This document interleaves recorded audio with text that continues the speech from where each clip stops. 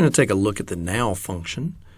It's basically going to return the exact date and time.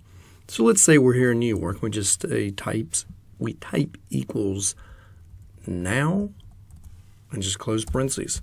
It's going to say, hey, it's 7/29/2019, basically 3:53 in the afternoon. Well, I want to know what time it is in Paris.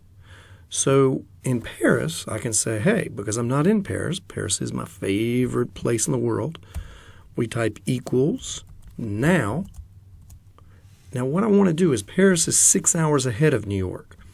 So I'm going to I want to add 6 hours to that date and time. But if you just type 6, it's going to read it as 6 days. So we need to put it in hours, which I'm just going to recommend you go 6 divided by 24. 6:24. So I hit enter.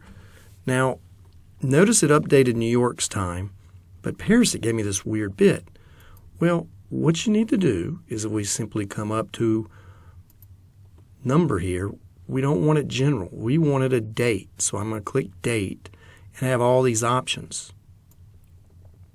I'm going to scroll down to right here because I want it in the date and the time in AM PM.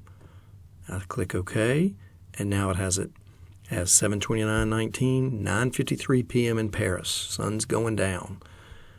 I could change this one here too so that it looks better also. Instead of custom, we want it as a date, and we pick scroll down, the same thing. And now we have it. And notice anytime I do anything in a cell, it updates these two cells. It's going to keep the time running for us. That's how we use the now function.